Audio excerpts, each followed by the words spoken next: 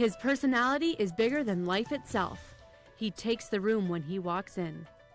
Those closest to him remark over his generosity and kind spirit. He is passionate about everything: his friends, his family, and his career.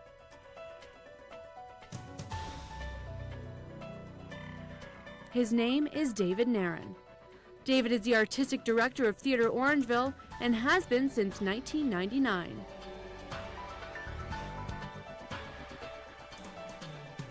Actors from across North America come to perform at Theatre Orangeville just to have the opportunity to work with David.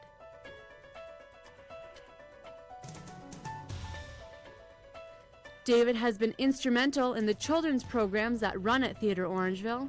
He is involved in everything from the young company to the children's choir.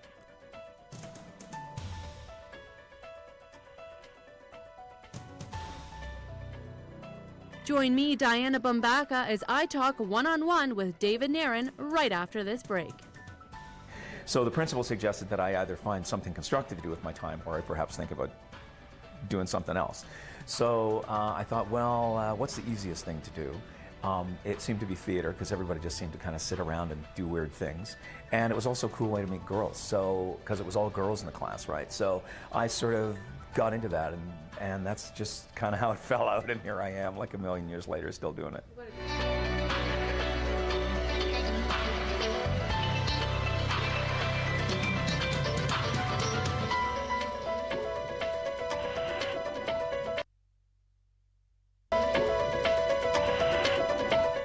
Welcome to One-on-One. My name is Diana Bumbaca. Joining me today is the Artistic Director of Theatre Orangeville, David Nairn. Thank you very much for joining. Hey, thanks for asking. Now, before you got started in this crazy career, you had ambitions to be a lawyer. Oh, boy, How yes. did you go from law to drama? They're pretty much the same thing, really, aren't they? Yeah, I guess Yeah, it's so. all performance-based. I think that's what I loved about it, about law, the idea of law, was that it was a performance opportunity. Plus, it was to keep my father happy, because he thought, if I went to law school, I would, have a worthwhile career. But that only lasted for a little while, and into theater. Now, in terms of your education, you attended York University, where you studied drama, correct? I went to York, yeah, for 4 years, and that's actually where I think, got the law bug, because we used to go and watch them all the time. Eddie Greenspan used to do lectures and stuff there on courtroom presentation and stuff like that. So we were encouraged to go and watch that kind of stuff, just as an acting exercise, and subsequently after that did some sort of workshops or situations where you're working, you are like the defendant, it's all improv stuff, working with law students to work on their courtroom technique and stuff like that. So, yeah. You wouldn't think the two of those streams would come together, but that's an interesting combination. What, law and theater? Yeah. Yeah, well, as I say, I think it's about, the actual law. I don't know. Some lawyers, I don't know how much they, Johnny Cochran, I don't know how much he knew about law, but he was great on TV. Mm-hmm. He was great in the courtroom. I don't know. So I think it's just that kind of, maybe I just watched too many episodes of Perry Mason or something. I don't know. And when did you graduate from York? I left York in '77, so a long time ago, far too long ago. What is it that attracted you to acting? I got into theater, well, I got into acting in high school, as most people do, or most people in the business usually start when they're young and like that. I actually got into theater because I was going to get kicked out of school. I was going to get kicked out of high school, or the principal suggested that my passion at that time was motorcycles, and I would always just cut classes and take off and do all that kind of stuff. So the principal suggested that if I didn't find something else to do in school, because I was one of those kids, I think I was maybe bright, but I was always really bored, or not challenged enough, which I think is probably what happens with kids. They're not stupid or anything, you're just not challenged in the right way. So the principal suggested that I either find something constructive to do with my time, or I perhaps think about doing something else. So I thought, well, what's the easiest thing to do? It seemed to be theater, because everybody just seemed to kind of sit around and do weird things. And it was also a cool way to meet girls, so because it was all girls in the class, right? So I sort of got into that, and that's just kind of how it fell out, and here I am, like a million years later, still doing it. What a great story. Well, I don't know, but that's what it was. Now, through your career, what are some of the challenges that you faced? I guess any actor, first out of the gate, the really cool thing, and especially directing a lot now, is that I have seen so many talented, incredibly talented people, like like Laurence Olivier talented, who have not been able to survive in the business because it's a very difficult way to make a living. Financially and also emotionally. You know, it's tough to go into a situation, like actors come to audition for me now, and if I have 100 who audition, I can maybe hire 5. So you say no to 95 people, and that's hard to do, but it's also hard to accept. And that's the kind of, plus the sort of day-to-day reality of making a living. You know, and as people start having families and stuff like that, so many people fall out of the business and maybe come to it later as an amateur in a theater company, or have a successful career in business, and their kids are grown, and then they come back to it at a much later age. So that's really, for young actors, that's the hardest part, is just getting established, is being able to, you know, live on a bag of rice and a loaf of bread. You know, I mean, it sounds romantic, but it's not. What advice would you offer an up-and-coming actor then? Do anything else but. We have a lot of kids that come up through our theater programs who a lot of them have gone on to Sheridan or York or U of T or other, you know, theater schools, and they want to do it as a career. And the first thing I always say to them is, can you do anything else? Is there anything else that will give you the satisfaction and the love and the passion in your life? Because you're in for a lot of heartache. You're in for a lot of, there's nothing worse in the world than having to go and ask your parents for money because you can't make the rent. You know, that's how I've done that. I did that more than once in my life. It's just, I always say, you know, are you interested in law? Or do you want to be a doctor or a truck driver? I mean, is there something else that works for you? And when you just look into their eyes and you know that this is it, and they're bitten, and that's it, and you just go to their parents, well, too bad, but that's what they want to do. So, yeah. But and the main piece of advice is that they have to get educated. You know, it's some people. You know, people go and see a play or they see a film. They go, oh, wow, that looks easy. I mean, anybody could do that. It's a very demanding craft. You know, acting for film is very different than it is for acting on stage. It's the same basic thing, but it's a different thing. You need technique, you need experience, you need education. I have no time for actors that aren't, you know, well-read, well-versed, you know, and also too, when a young actor comes to audition for me, if I see that somebody's done a 2 or 3 or 4 year program, even with technicians, even with theater technicians, lighting people or carpenters or anything like that, I need to see that there's a commitment to the craft and to the profession. I'm going to stop you right there. We're going to take a break. Sure. When we come back from break, we'll talk a little bit more about an acting career. More with David Nairn right after this break.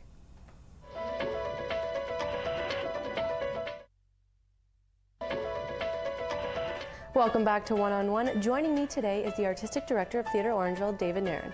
Again, thank you very much for joining me. Now, I think you've got a fantastic voice. To me, it sounds like a radio voice. So how important is your vocal performance in theatre? Well, I mean, that's sort of what it is. That's our instrument. Theatre is it's not a, I guess I have to be careful how I say it. It's an interpretive art. You know, we take a script and we give voice to it. So, and that's just, I just talk loud. How do you warm up to be able to use your voice in that way? Oh, well, how do I warm up? You know, we get taught a series of vocal techniques at theater school and all that kind of stuff. And so there's, you know, you're supposed to do tongue twisters and all that kind of stuff. In the old days, it just used to be a coffee and a cigarette, but I have an extensive vocal warm up. Could you give me an example of something you might do? I can't do it on camera because I know that you've been talking to people. So it's kind of a running joke that Norm Foster and I have. Usually I stand backstage and let out the largest belch that's possible. And that's kind of what my vocal warm-up is these days. Whatever works. Whatever works. Now, you want me to try and do that on camera? Maybe we'll save that for later. Okay, we'll save that for later. In talking to Norm Foster, another thing that he told me is that you always seem to end up with some kind of a costume malfunction. Either your pants are too short or you're mismatched. It's like Janet Jackson. It's going to happen right here today. Yeah, I don't know. I think it's just because Norm and I act together a lot. So I think it's just the fact that I always have to play the goof and the goofy kind of sidekick. I'm always the straight man. I always set him up. So yeah, my pants. Although we've been on stage and I'll suddenly sit there and go, I'm wearing the wrong costume. I should be wearing different pants. And that's happened on more than one occasion. So he always laughs at me that you know. Now, in general, how important are costumes to a performance? Costumes are funny because when I'm directing a play, the first question that an actor will ask is, you know, not like, what should I be feeling in the scene? They go, what are my shoes like? because they need to know what they look. And it's a very important part of what we do because, you know, as a part of our first day of rehearsal, we always see the costume designer will come in with sketches of ideas that we've had and taught, because it starts to give, you know, a picture. Laurence Olivier always used to work, he worked from the outside in. Once he knew what the costume looked like and what the Richard III thing was going to be, then he could start getting a handle on the character. Some people work differently. It's, you know, I mean, it's about what it's about, but it's always a super huge important thing with actors. What shoes am I wearing? It's kind of a bit of a joke, a bit of a, you know. Now, beyond great actors and good costumes, what's the most important thing in a theater production? Well, it's always the people, right? It's always the hardest, or the biggest challenge in directing a show is casting. If you cast the right people, 95% of your work is done. You can just, not totally, but you give them their head, the creative people, and that's why they're there. So you just give them your head. It's the same with designers and technicians too. It's about people. It's about just assembling the right team for a specific project, because sometimes that doesn't happen, and that makes it difficult. So, you know, it's working with people that you like to work with. Yeah. You know, I was reading Mike Nichols, you know, the film producer now, you know, he said, well, maybe I can't say it on TV, but, you know, just don't work with jerks. He used a different word, but just don't, you know, work with people that are creative, but are also people that you want to learn from. Because I learn just as much from working with actors as maybe they do from me or whatever. Now, acting schools are filled with wannabe actors. Do you find it difficult to find great actors?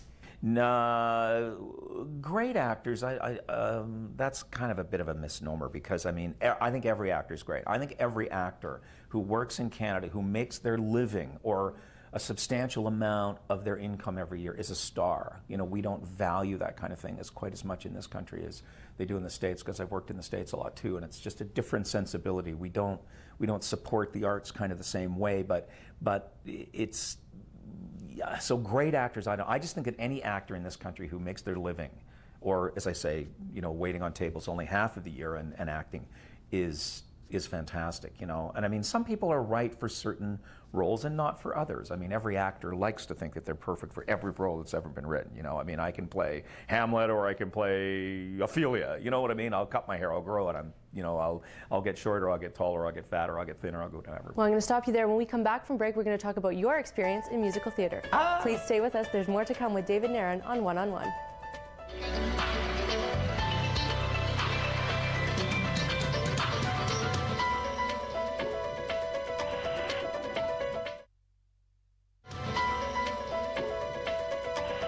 Welcome back to One on One. Joining me today is David Nairn. Now, David, I wanted to ask you about what you consider your big break to be. Oh boy, I get big break, I think, was the first job I ever got out of university. It was the one that just kind of, you know, I went, wow, I can do this, and somebody's silly enough to pay me to do this for the rest of my life, which was really cool. It was a CBC series that I did, and I got a lot of work right out of school, and so that kind of really got me going. As I said before, I mean, I just think that for an actor in this country, every gig is your big break. It's just, you know, that's just. I was working at Shaw Festival. I got my first professional show was at the Grand Theatre in London. It's the one and only time I've ever forbidden my mother to come and see a show, because it involved full frontal nudity. Oh. So yeah, it was pretty interesting. How do you prepare for a role like that? How do you prepare for that? It's part of it. It was actually it was a play called Creeps, which is, it's a play about cerebral palsy. And the entire play takes place in the men's room of a shelter. This woman, and it's a very intense play. It's a drama. It's a very intense drama. And there's a woman who spends the whole play knocking on the door, and finally summons up the courage to come in. And the character that I play, Michael, was the most severely afflicted of all of them, and was just kind of standing at the urinal and turned around, and there we were, and I went, Mom, don't come. Don't come and see this one. Now, one of your other performances, you had the opportunity to play in Les Mis, and in the audience was the late Princess Diana. Did you know that she was there? Oh, yeah, no, for sure. We knew she was coming. It was a whole big deal. when she came, it was very funny because the show was like almost 3 hours long, but the entire audience for the whole night sat like this, looking behind them because she was in the first row of the balcony at the Royal Alex, and it was really cool. She kind of stood up and waved, and it was really sweet. But of course, she has an entourage of about 25 people. Of course. Police and everything. But we were in Les Mis. It was very funny because all these security guys, like I don't know if they were RCMP or who they were, and Scotland Yard guys were kind of backstage, and they've all got weird bulges in their pockets and stuff like that. And I got talking to one of these guys, and I said, you guys know that we have like weapons in this show, right? I thought, like, if they checked because we were, big old muskets and stuff like that. And they said, well, yeah, we said. I said, well, that there's a guy up in the rafters with a gun, with a starter, because there's a shot that in the show is that, I guess it's Marius or gets shot on the barricade and it's the follow spot guy. So there's a guy sitting way up in the back with it's like a starter's pistol, but this big gun thing, right? And he went, no, nobody told us about that. So we had visions of like this poor guy up there, with a rifle loaded, and the thing goes off and guys start shooting all over the place. So they quickly scrambled around on all their little things that they talk on and said, it's not an assassin, it's, so. Now, how does musical theater differ from theater? Musical theater doesn't really differ at all, except that people, for some bizarre reason, burst into song. The reason why people sing in musicals is because they are at an emotional level that they have to just burst into song. Musicals are, some people think that musical theater is somehow a lesser form of theater or of entertainment, but it's just a different style. It's a different kind of a thing, and for me, actors who can do both, who can act. Hamlet is not that different from Curly in Oklahoma. I mean, they're different guys, but Hamlet comes down stage center and and does a soliloquy. It's its own kind of monologue. It's its own kind of song in its own kind of way. The music is just in his head and in your head. You don't actually hear it. So they're very similar in a lot of different ways. Now, critics have said about your performances as an actor that you have perfect comedic timing. How important is comedic timing? That kind of stuff it's a feel thing. It's an experience thing. It's a trust thing.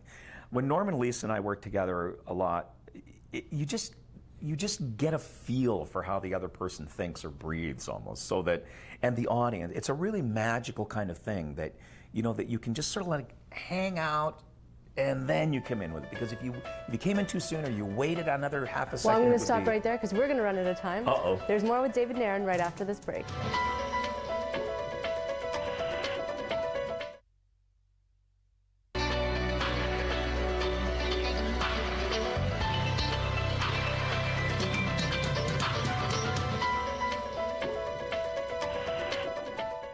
Welcome back to One-on-One with David Nairn. Now, David, in 1999, you became the artistic director of Theatre Orangeville. How did that come about? Wow.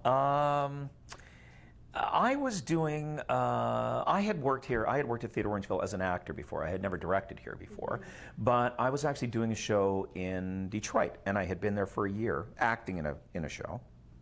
And Jim Betts, who was the founding artistic director of the theater, called me and said, they still have a selection committee going, and I would like to kind of maybe submit your name. And I went, well, that's cool. Yeah, great, go ahead. And sure enough, they called, and I said, oh, well, okay. And I came for the first interview, and so it was all, and then I kind of got, oh my God, this might happen. Run away and hide. So that's kind of how it happened.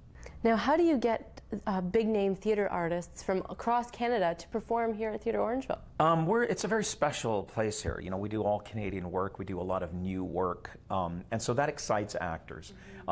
It ain't the money, let me tell you that for sure. If we paid people what they were actually really worth, it just, it's about, I think actors are challenged by, it's really, when I did Les Mis for 2 years, I was doing something that somebody kind of had originated 3 or 4 years before that.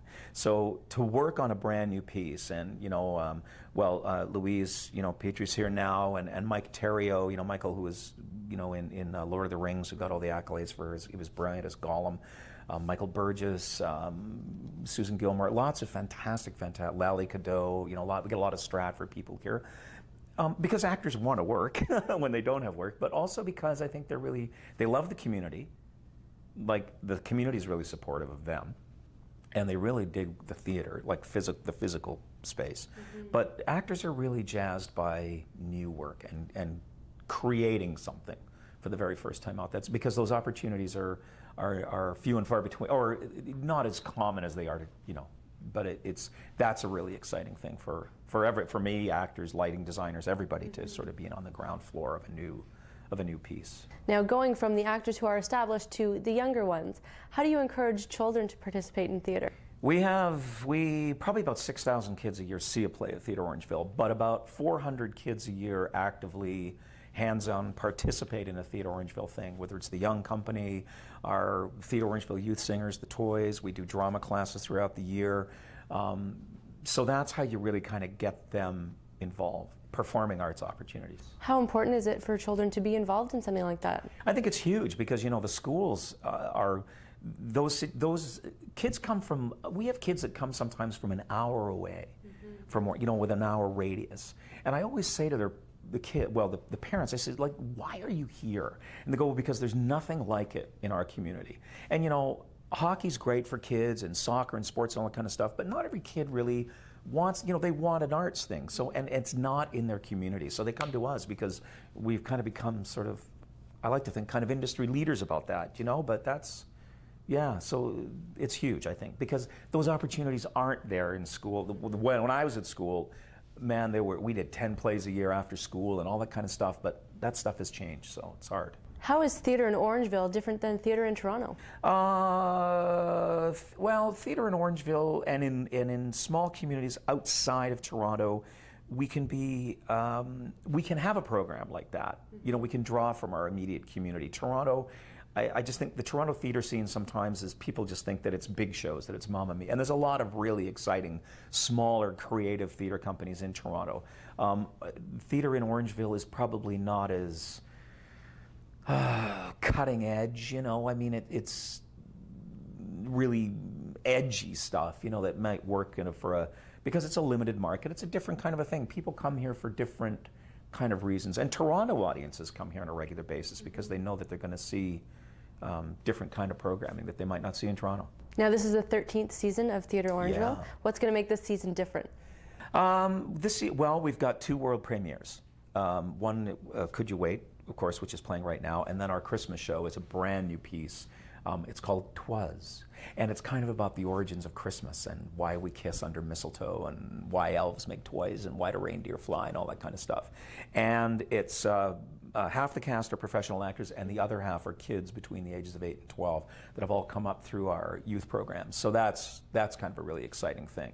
David, I want to say thank you very much for joining me today. Hey, thanks. That was great. That wraps up another edition of One on One. We hope to see you next time.